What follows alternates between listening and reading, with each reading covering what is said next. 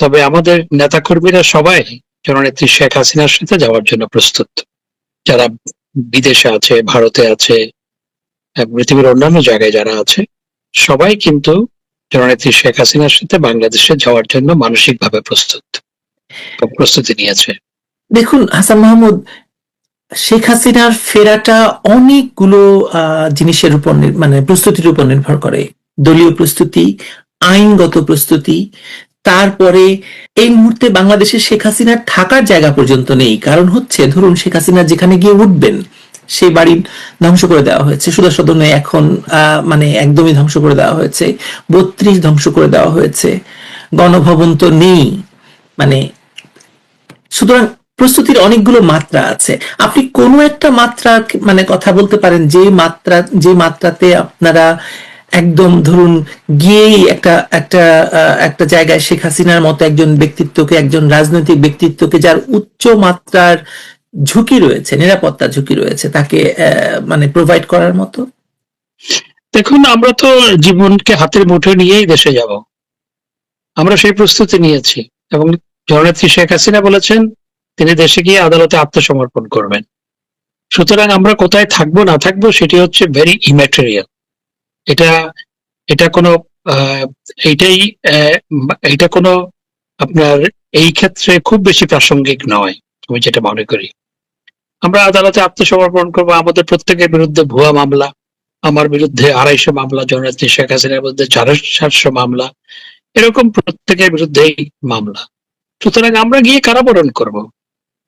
সুতরাং আমরা এবং বর্তমান সরকারের আপনার চিফ প্রসিকিউটর এবং আরো বেশ কয়েকজন তাদের সরকারের মন্ত্রী অনেকেই বলেছে আমাদেরকে গ্রেপ্তার করা হবে, জননেত্রী শেখ হাসিনাকে গ্রেপ্তার করা হবে। আমরা কারাবরণ করার জন্য মানসিকভাবে প্রস্তুত এবং আমরা কয়েক হাজার নেতাকর্মী যখন যাব বাংলাদেশে জননেত্রী শেখ হাসিনার সাথে, কয়েকশো নয় কয়েক হাজার, তখন সরকারকেই সিদ্ধান্ত নিতে হবে কি করবে। এই ভুয়া মামলাগুলো দিয়ে আমাদেরকে গ্রেপ্তার করে জেলে রাখবে নাকি অন্য কিছু করবে, সেটি সরকারকেই সিদ্ধান্ত নিতে হবে। তার মানে এই যে শেখ হাসিনার ফেরা, মানে এটা তো একজন নেতার দেশে ফেরার কথা মানে ব্যাপার নয়, এটি তো বাংলাদেশের রাজনীতির একটা নতুন সূচনা হতে যাচ্ছে তাহলে। অবশ্যই সেটি নতুন সূচনা নয়, বরং বাংলাদেশকে আপনার 24 সালের জুলাই আগস্টে মেটিকুলাস ডিজাইনের মাধ্যমে যেভাবে বাংলাদেশটাকে ধ্বংস করা হয়েছে, যেভাবে বাংলাদেশকে জঙ্গিদের হাতে তুলে দেওয়া হয়েছে, যেভাবে বাংলাদেশকে স্বাধীনতা বিরোধী অপশক্তির হাতে তুলে দেওয়া হয়েছে, যেভাবে বাংলাদেশকে মব সন্ত্রাসের একটি স্বর্গরাজ্যে রূপান্তরিত করা হয়েছে, যেই দেশে মানবিকতা নাই, যেই দেশে মানুষ পুড়িয়ে হত্যা করা হয়, সেই দেশটাকে পুনরুদ্ধার করার জন্যই জননেত্রী শেখ হাসিনা জীবনের ঝুঁকি নিয়ে, আমরা সবাই জীবনের ঝুঁকি নিয়ে ইনশাআল্লাহ দেশে যাব। এ বিষয়ে আপনাকে আমি আরেকটা প্রশ্ন করতে চাই। কেন ডিসেম্বর? কেন ওনারা বলছেন এখন আসেন আপনারা, এখন আসেন আপনারা? এই যে এখন আসেন কথা বলছেন এবং একটা চ্যালেঞ্জ ছুড়ে দিচ্ছেন। না, এখন আসেন বলছেন না তো, বলছেন তো উনি চাইলেই তো আসতে পারবেন না, এই কথাও বলেছে। এতদিন বলছে ওনাকে ফেরত দাও। হ্যাঁ, এবং যাদের আমাদের বিরুদ্ধে তো ইন্টারপোলে আপনার দিয়েছে, নোটিশ দিয়েছে, আমি সহ 10 জন, জননেত্রী শেখ হাসিনা সহ 10 জনের বিরুদ্ধে ইন্টারপোলকে ডক্টর ইউনূসের সরকার ইন্টারপোলে আপনার রেড নোটিশ জারি করার জন্য আপনার ইন্টারপোলকে অনুরোধ জানিয়েছে, যদি বা ইন্টারপোল দেয়নি, রেড নোটিশ দেয়নি। তো এতদিন আমাদেরকে নিয়ে যেতে চেয়েছে, এখন আমরা যেতে চাই। তো জননেত্রী শেখ হাসিনা যখন যাওয়ার জন্য ঘোষণা দিয়েছে, তখন সরকারের পক্ষ থেকে বলা হচ্ছে উনি চাইলেই তো আসতে পারবেন না। অর্থাৎ এখন তারা যাতে উনি না আসে প্রকারান্তরে সেই কথাই বলার চেষ্টা করছে। তো জননেত্রী শেখ হাসিনা জীবনকে হাতের মুঠোয় নিয়ে রাজনীতি করেন। বঙ্গবন্ধু, জাতির পিতা বঙ্গবন্ধু শেখ মুজিবুর রহমানও জীবনকে হাতের মুঠোয় নিয়েই রাজনীতি করেছিলেন। আমরা জননেত্রী শেখ হাসিনার কর্মী, আমরা তার কাছ থেকে সেই শিক্ষাটাই পেয়েছি। আমরা জীবনকে হাতের মুঠোয় নিয়েই, আমরা জানি যে যে কোনো চূড়ান্ত পরিণতি হতে পারে, সেটি মাথায় রেখেই ইনশাআল্লাহ জননেত্রী শেখ হাসিনার সাথে দেশে যাও। আপনারা চাইছেন প্রত্যাবর্তন, আর তারা চাইছে প্রত্যার্পণ। মানে তারা চাইছে প্রত্যার্পণ, যাতে তারা দেখাতে পারে যে শেখ হাসিনাকে ভারত জোর করে পাঠিয়ে দিয়েছে এবং তারা তাকে একজন মানে বন্দী হিসেবে নিয়ে আসতে পারেন। এই দুটোর মধ্যে তো পার্থক্য আছে, তাই না? অবশ্যই পার্থক্য আছে, সেটাই আমরা যাচ্ছি। আমরা জননেত্রী শেখ হাসিনা ভারত সরকার কি করবে, ভারত সরকারকে তো বহু আগে অনুরোধ জানিয়েছে। সেই অনুরোধ কয়েক দফা অনুরোধ জানানো হয়েছে, লিখিতভাবে অনুরোধ জানানো হয়েছে। ডক্টর ইউনূস সরকার অনুরোধ জানিয়েছিল কয়েক দফা। তো সেটি তো কোনো, আপনার ভারত সরকার কি বলেছে আপনি জানেন, বা ভারত সরকার কি করতে পারে সেটিও আপনি বুঝেন, তারাও বুঝে। জননেত্রী শেখ হাসিনা, আপনার আপনার মনে আছে নিশ্চয়ই 2007 সালেও তাকে হত্যা মামলার আসামি করা হয়েছিল। আমি এয়ারপোর্টে ছিলাম সেদিন, হ্যাঁ। আচ্ছা, আমি নিজেও ছিলাম। তো তাকে হত্যা মামলার আসামি করা হয়েছিল, এবং সেই হত্যা মামলা, এবং তাকে বলা হয়েছে শুধু হত্যা মামলার আসামি নয়, তিনি যখন আসার জন্য আপনি প্রস্তুতি নিলেন, আসার ঘোষণা দিলেন, সমস্ত এয়ারলাইনকে চিঠি দিয়ে জানিয়ে দেওয়া হলো তাকে যেন আপনার অনবোর্ড না করে, এবং বেশ কয়েকটা এয়ারলাইন্স রিফিউজ করেছে। হ্যাঁ, ব্রিটিশ এয়ারওয়েজ নিষেধ করেছিল। উনি এয়ারপোর্টে, হিথ্রোতে এয়ারপোর্টে ব্রিটিশ এয়ারওয়েজের যিনি এয়ারপোর্ট ডিউটির প্রধান ছিলেন তার সাথে আর্গুমেন্ট করেছিলেন। সেই আর্গুমেন্ট আমি খুব কাছ থেকে দেখেছিলাম। শুধু আর্গুমেন্ট নয়, উনি ওখানে সংবাদ সম্মেলনও করেছেন, হ্যাঁ, এবং সংবাদ সম্মেলন করার পর তারপর ওনাকে পরবর্তীতে তারা অনবোর্ড করে, এবং তিনি দেশে এসেছিলেন। তিনি আসার আগে তার কাছে খবর পাঠানো হয়েছিল যে তিনি যেন দেশে না আসে, এবং তিনি আসলে এয়ারপোর্টেই তার জীবন নাশ হতে পারে, এই সংবাদও তাকে দেয়া হয়েছিল। আমাদের কাছেও, আমরা যেহেতু নেত্রীর কাজ করতাম, আমি তখন নেত্রী বিশেষ সহকারী ছিলাম, দলের তখন আমি বন পরিবেশ সম্পাদক, কিন্তু নেত্রীর পক্ষ থেকে আমি প্রতিদিন মিডিয়াতে কথা বলতাম। আমাদের কাছেও নানাভাবে খবর পাঠানো হয়েছে নেত্রীকে যেন বলা হয় যে তিনি না আসে। জননেত্রী শেখ হাসিনা জীবনকে হাতের মুঠোয় নিয়ে তখন গিয়েছিলেন। আমরাও ইনশাআল্লাহ জননেত্রী শেখ হাসিনার সাথে জীবনকে হাতের মুঠোয় নিয়ে দেশে যাব। আমরা এবার জুলাইতে আসি, জুলাই প্রসঙ্গে আসি। এখন জুলাই মাস, এনসিপি সারা দেশে জুলাই উদযাপন করছে, র্যালি করছে, শোভাযাত্রা করছে, কিন্তু একই সঙ্গে একটি বড় অংশের মানুষ 2024 সালের ঘটনাকে একটু ভিন্নভাবে মূল্যায়ন করতে শুরু করেছে। এই জন্য অনেক, মানে আমরা দেখতে পাচ্ছি না যে আসলে এনসিপির এইসব পদযাত্রায় লোক তো একেবারেই হচ্ছে না, এবং মানে কাউকে দেখা যাচ্ছে না। আপনি এই জুলাই উদযাপনের রাজনৈতিক তাৎপর্যটা কিভাবে দেখছেন? যখন জুলাই উদযাপন করতে গিয়ে এনসিপি যেটি দেখিয়ে দিল যে তাদের কোনো জনসমর্থন নাই, এবং তারা বিভিন্ন ডিস্ট্রিক্টে আপনার প্রোগ্রাম দিয়েছে, অনেক ডিস্ট্রিক্টে তারা ভয়ে প্রোগ্রাম দেয়নি, এবং যে সমস্ত ডিস্ট্রিক্টে কয়েকটাতে প্রোগ্রাম দিয়েছে সেখানে দেখা গেছে কোনো মানুষ নাই, কিছু ভাড়াটিয়া মানুষ নিয়ে গেছে, এবং সেটি যে আপনার ভাঙা হাট, সেখানে যে কোনো মানুষ নাই, সেটি আপনারা নিশ্চয়ই সামাজিক যোগাযোগ মাধ্যমে, টেলিভিশনে, বিভিন্ন জায়গায় দেখেছেন। আরে মতিঝিলে যদি একটা পাগল নাচে, বা আপনার ফার্ম গেটে যদি একটা পাগল নাচে, তার চেয়েও তো বেশি মানুষ হয়। তো তাদের তাদের শোভাযাত্রায় কোনো মানুষ নাই। এখন কেন বলে না রাজুতে আসো, আগে যে বলতো কথায় কথায় রাজুতে আসো, এখন একটু বলে দেখ না রাজুতে আসো, এটা কয়জন যায়? অর্থাৎ জুলাই যে একটা মেটিকুলাস ডিজাইনের মাধ্যমে বাংলাদেশের মানুষকে, বাংলাদেশের তরুণ সমাজ যারা সেই তাদের সাথে ছিল, তাদেরকে ধোঁকা দিয়েছে, প্রতারণা করা হয়েছে, সেটি আজকে মানুষ বুঝে গেছে।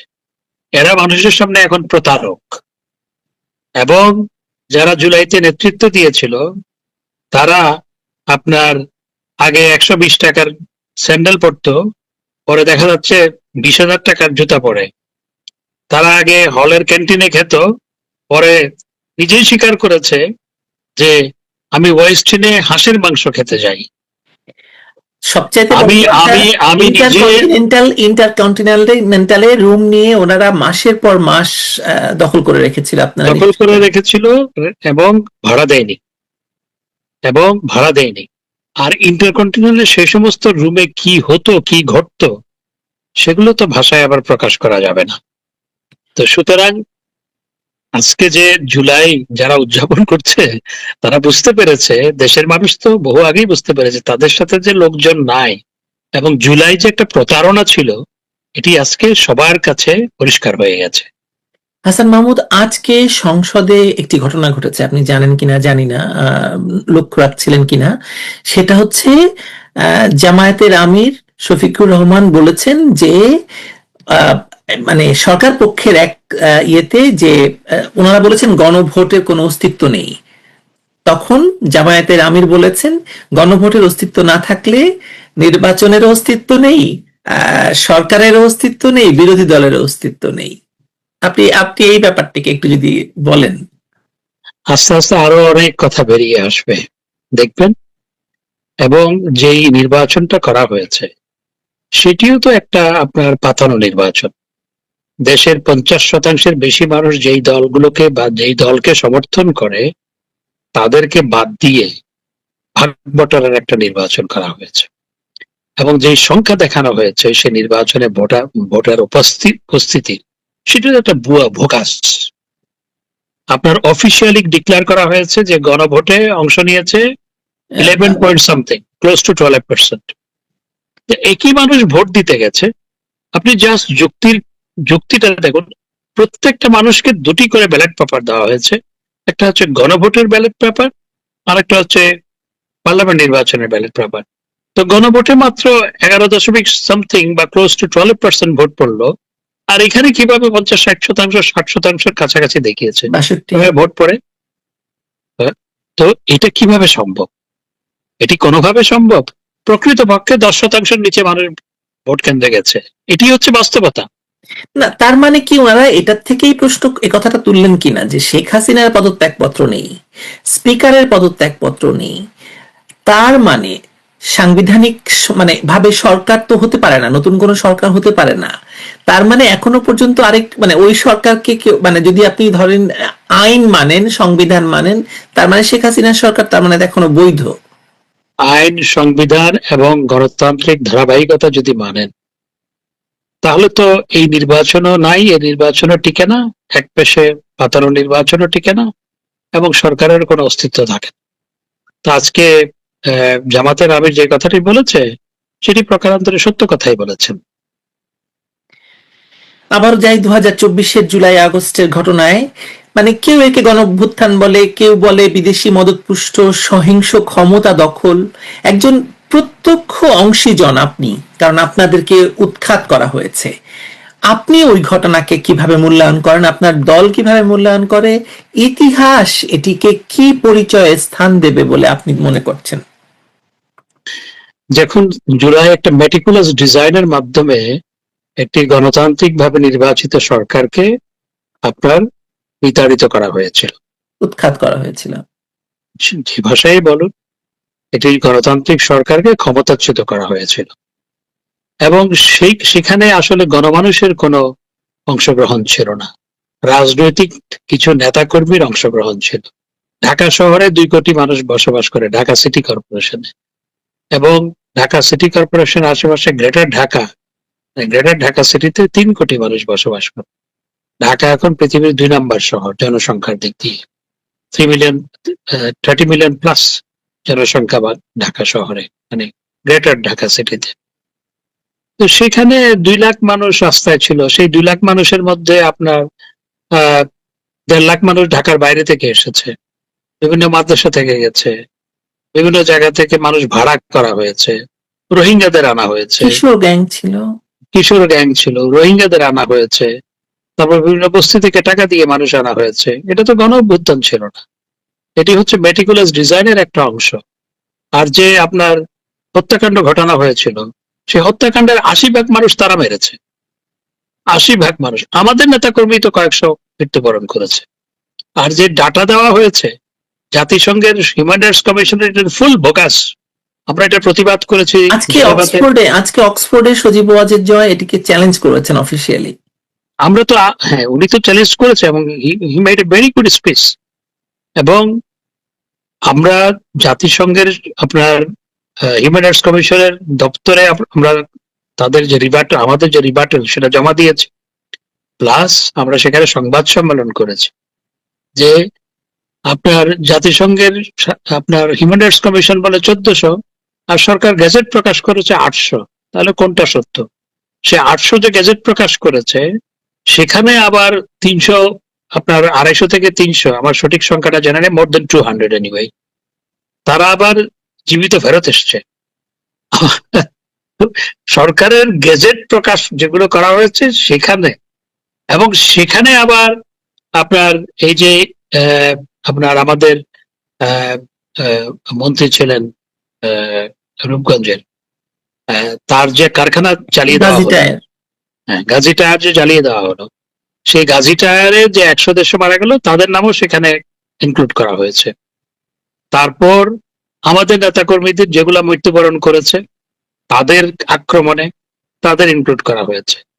তারপর আবার সেখানে এই 800-র মধ্যে তারপর আবার সেখানে আপনার ভাই ভাই গন্ডগোল, সেই জন্য যারা মারা গেছে তাদেরকে ইনক্লুড করা হয়েছে, পানিতে পরে মারা গেছে তাদের ইনক্লুড করা হয়েছে, আবার রোড অ্যাক্সিডেন্টে মারা গেছে তাদের ইনক্লুড করা হয়েছে। এগুলো তো আমার কথা নয়, এগুলো বাংলাদেশের বিভিন্ন পত্রপত্রিকায় আপনার প্রকাশিত হয়েছে, এগুলো নিয়ে প্রতিবেদন প্রকাশিত হয়েছে। So this is full bogus. Hasan Mahmud, একটি প্রাসঙ্গিক প্রশ্ন এখানে আসে সব সময়, এবং এটা এতবার বলা হচ্ছে যে শেখ হাসিনা পালিয়ে গেছেন, কিন্তু কি করে একজন পলাতক মানুষকে দেশের সেনাবাহিনীর বিমান আরেক দেশে রেখে আসে? উনি মোটেই পালিয়ে যাননি, উনি দেশ থেকে নিরাপত্তার জন্য সরে গেছেন এবং তাকে ফুল প্রটোকল দেওয়া হয়েছে। তার সাথে তার এডিসি ছিল, তার সাথে তাকে সামরিক উড়োজাহাজে করে তাকে সরিয়ে দেওয়া হয়েছে, এবং তিনি আসলে ভারতে যেতেও চাননি, তিনি চেয়েছিলেন মূলত টুঙ্গিপাড়া যেতে। তিনি যখন মাঝ আকাশে, তখন উনি জানতে পারেন যে তাকে ভারতে নিয়ে যাওয়া হচ্ছে, এবং তিনি নিজে আমাকে বলেছেন কয়েক দফা আলোচনা হয়েছে এবং তিনি চলে যাওয়ার পরপরও কথা হয়েছে। উনি জানতেনও না, তাকে নিরাপত্তার জন্য সরিয়ে দেওয়া হয়েছে, তিনি পালিয়ে যাননি। তিনি বরং গণভবন অভিমুখে, যেহেতু আপনার এই মেটিকুলাস ডিজাইনের অংশ হিসাবে এই আপনার যারা লুটতরাজকারী তাদেরকে লেলিয়ে দেওয়া হয়েছিল, সেই জন্য সেটাকেও প্রতিহত করা যেত। তার যে আপনার এসএসএফ ফোর্স ছিল বা আমাদের পার্টি ছিল, চাইলে প্রতিহত করতে পারতো, কিন্তু যেহেতু লোক ক্ষয় হবে সেজন্য তিনি সেটি করেননি, তিনি বরং সেখান থেকে সরে গিয়ে তিনি টুঙ্গিপাড়া যেত। তৃতীয় একটি পথ বেছে নিয়েছেন, কারণ আসলে তো মানে এই সময় যে ওটাও করা যেতে পারে সেটা তো আসলে অনেকেই ভাবতে পারেননি। এবং তিনি সরে গিয়ে টুঙ্গিপাড়া যেতে চেয়েছিলেন মূলত যাতে লোক ক্ষয় না হয়। আপনারা দেখেছেন যে আমার সাথে টেলিফোনে আলাপের একটা অডিও ভাইরাল হয়েছে, সেটি এই সরকারি মানে ডক্টর ইউনূসের সরকারই ছেড়েছিল। সেটি দুপুর 12টার দিকে মনে হয় আমার সাথে কথা হয় সেদিন, 5 তারিখ 12টা, 12:15।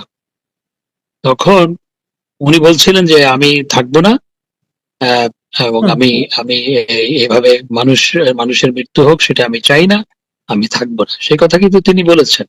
অর্থাৎ তিনি যাতে এই সাংঘর্ষিক পরিস্থিতির অবসান হয় এবং মানুষের জীবন ক্ষয় যাতে না হয়, সেজন্য তিনি সেদিন গণভবন থেকে সরে গিয়ে অন্য কোনো জায়গায়, ওনার পছন্দের জায়গা ছিল টুঙ্গিপাড়ায় যেতে চেয়েছিলেন, কিন্তু তাকে সামরিক বিমানে করে ভারতে সরিয়ে নেওয়া হয়েছে। তিনি পালিয়ে যাননি, মোটেই পালিয়ে যাননি।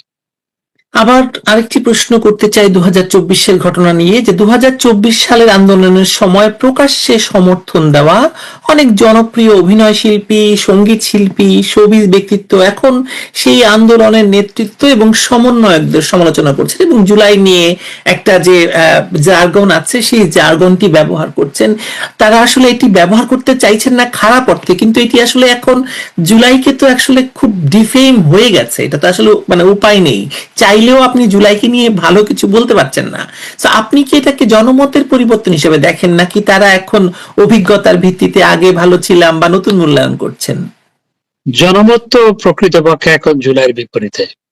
আমি সামাজিক যোগাযোগ মাধ্যমে দেখি যে অনেকে লিখছে যেখানে জুলাই সেখানে গণধোলাই। আমি তাদের সাথে সুর মিলাতে চাই না, কিন্তু এটা সামাজিক যোগাযোগ মাধ্যমে ব্যাপকভাবে লেখালেখি হচ্ছে, এবং জুলাইতে যে মানুষ প্রতারিত হয়েছে সেটি মানুষ, আপামর জনতা সেটা বুঝতে পেরেছে। সেই কারণে আজকে জননেত্রী শেখ হাসিনার অ্যাপ্রুভাল রেট 90%, এবং আওয়ামী লীগের জনপ্রিয়তা আমরা 15 বছর যতদিন ক্ষমতায় ছিলাম, 15 বছর 7 মাস, তখনকার যে কোনো সময়ের তুলনায় আওয়ামী লীগ এখন অনেক বেশি জনপ্রিয় একটি দল। কারণ মানুষ বুঝতে পেরেছে একটা মেটিকুলাস ডিজাইনের মাধ্যমে মানুষের সাথে প্রতারণা করে জুলাইয়ে একটি নির্বাচিত সরকারকে ক্ষমতাচ্যুত করা হয়েছে, এবং এটি জনমতের প্রতিফল। আর যে সমস্ত আপনার অভিনয় শিল্পী বা সবিজের যারা, আমি তো তথ্যমন্ত্রী ছিলাম 5 বছর, দলের প্রচার সম্পাদক ছিলাম 7 বছর, সুতরাং তাদের অনেকের সাথে আমার পরিচয় আছে, জানাশোনা আছে, তাদের সাথে কাজ করেছি আমি। তারা অনেকেই আপনার তাদের প্রোফাইল লাল করেছিল, তো যাদেরকে অনেকে আবার বলে যে লাল বদর, তো আমি সেটা বলতে চাই না, তারা প্রোফাইল লাল করেছিল, ঠিক আছে। এখন তারা বুঝতে পেরেছে তারা সেদিন প্রতারণার শিকার হয়েছে, তাদের উপলব্ধি এসছে যে এটি জুলাই একটি প্রতারণা ছিল। তবে আমি এখন দেখতে চাই যারা ভাষণ দিয়েছিল যে আসমান কাঁপে না, সে আসমান কাঁপনিরা কোথায়, আমি এটা একটু দেখতে চাই। ওনারা এখন কি বলবেন সেটা আমি একটু শুনতে চাই। যে আজকে যখন আপনার জেলখানার মধ্যে আমাদের 200 নেতাকর্মীকে পিটিয়ে হত্যা করা হয়, অর্থাৎ নির্যাতনের কারণে হত্যাকাণ্ডের শিকার হয়, যখন নুরুল মজিদ হুমায়ুন মৃত্যুর পরও তাদের হাতে হাত করা, এবং যখন রমেশচন্দ্র সেন 86 বছর বয়সে তাকে রশি দিয়ে বাঁধা হয়, যখন আপনার ছাত্রলীগের নেতাকর্মীদের মেরে 7 জনকে আপনার তুরাগ নদীতে ভাসিয়ে দেওয়া হয়, যখন বাংলাদেশে প্রতিদিন নদীতে লাশ পাওয়া যাচ্ছে, সে আসমান কাঁপনিরা কই এখন?